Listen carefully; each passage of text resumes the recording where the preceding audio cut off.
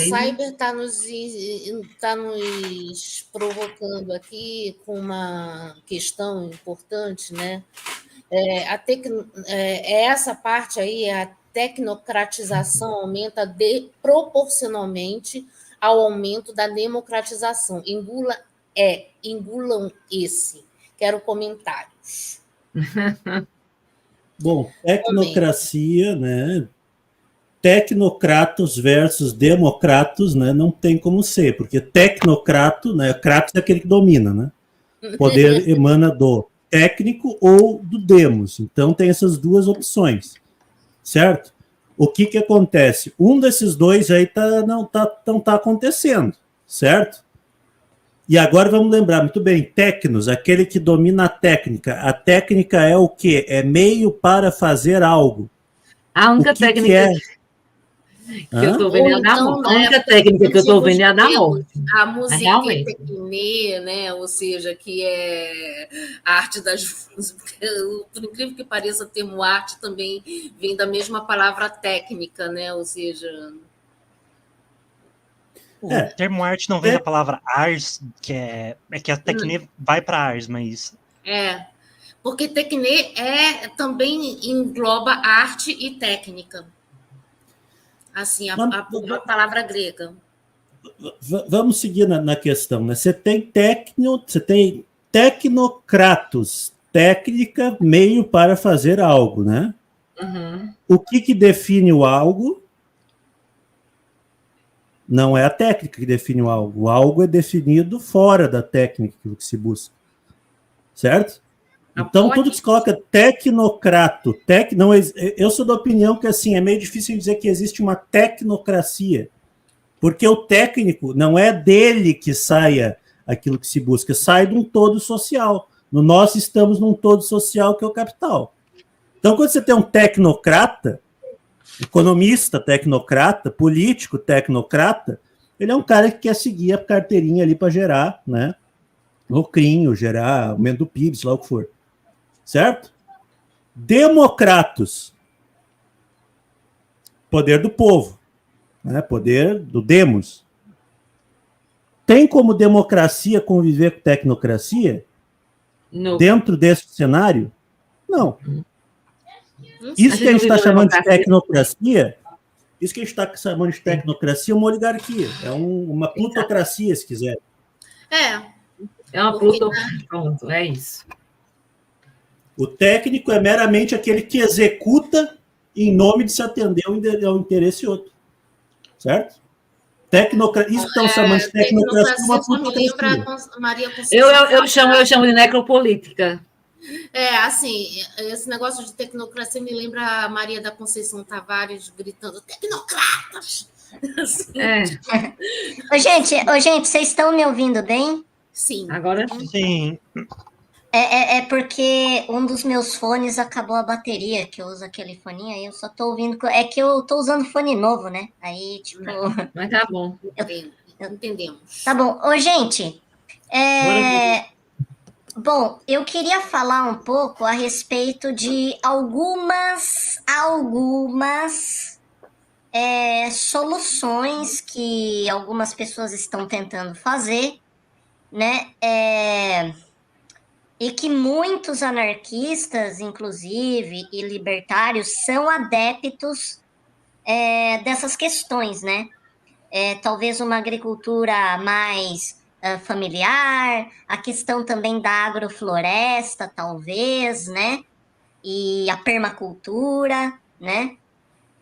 Não sei se essa palavra que o Miguel queria lembrar também, né? Enfim. Mas é isso. Eu vou mostrar um pouquinho para vocês, né? O que pode ser feito de alternativa. É claro que, assim, num sistema capitalista que nós vivemos, é quase, assim, é praticamente impossível, tá? É impossível você mudar as coisas só com isso. Mas eu acho bom a gente mostrar isso para as pessoas já ir pensando em outras formas, né? De organizar esse negócio a respeito de plantio de alimentos e sobre essas questões, né? Então, vou mostrar um videozinho para vocês. Isso, a gente tem que pensar o seguinte, O tempo ruge. Sim, sim. Então vamos lá, pessoal. Vamos lá.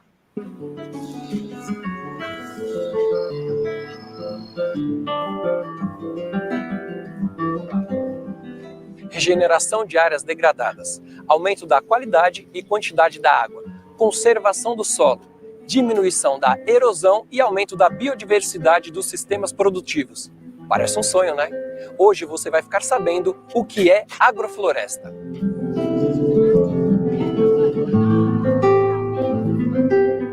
A agrofloresta é basicamente a plantação de árvores junto com alguma coisa de comida. A agricultura, que é alguma coisa de comida, a floresta é como árvores. Sistemas agroflorestais são modelos que copiam o funcionamento da natureza. Então a gente tem um processo de sucessão ecológica, imaginando, por exemplo, um local que não tem nada, aos poucos ele vai sendo colonizado. E aqui a gente imita esses processos, então a gente não quer ir contra a natureza, a gente quer ir a favor, quer imitar os processos. E a gente percebe que quando a gente imita esses processos, as coisas acabam acontecendo de forma mais fácil. Então, como o próprio nome agrofloresta, a gente pode concluir que é a junção de florestas com agricultura. O sistema agroflorestal, a propósito dele, é tentar fazer a agricultura mais próxima possível de como a natureza age. A natureza, as plantas nunca estão sozinhas, nunca estão isoladas. A natureza trabalha o tempo todo para ter vida. E a gente, às vezes, na agricultura, a gente fica querendo tirar todas as outras formas de vida e ficar só com a que a gente escolheu.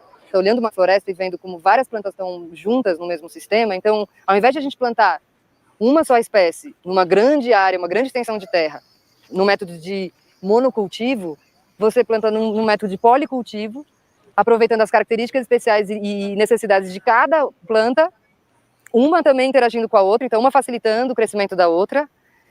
E melhor ainda, num pequeno espaço você pode produzir muita coisa. E já desde o início a gente se preocupando com a questão da nutrição do solo, da adubação verde, da diversidade, tentar imitar a floresta num ambiente onde você vai fazer essa implantação. Observando a natureza, a floresta tropical, nós estamos procurando entender as estratégias, tanto na sua forma como na sua dinâmica, e como que um sistema tão rico, abundante, com tanta biodiversidade, conseguiu se estabelecer sem ninguém adubar, sem ninguém irrigar, né? E isso mostra que tem algo sustentável dentro da floresta. Então nós estamos tentando entender essa sustentabilidade para criar fertilidade no solo, e as árvores são o diferencial, porque elas conseguem, né, dinamizar o sistema, trabalhando o solo e produzindo matéria orgânica que vira comida. Então tudo isso faz parte de um modelo organizado que a gente planeja antes, né, para que a gente sempre colha. Desde o momento inicial, que o pessoal chama de placenta, né, que eu estou aí colhendo minha rúcula, que em 25 dias eu colho, ou até a fruta, que eu coloquei aqui algumas enxertadas, que eu vou colher daqui 2 anos. Então são processos muito inteligentes, muito complexos, que demandam muito planejamento.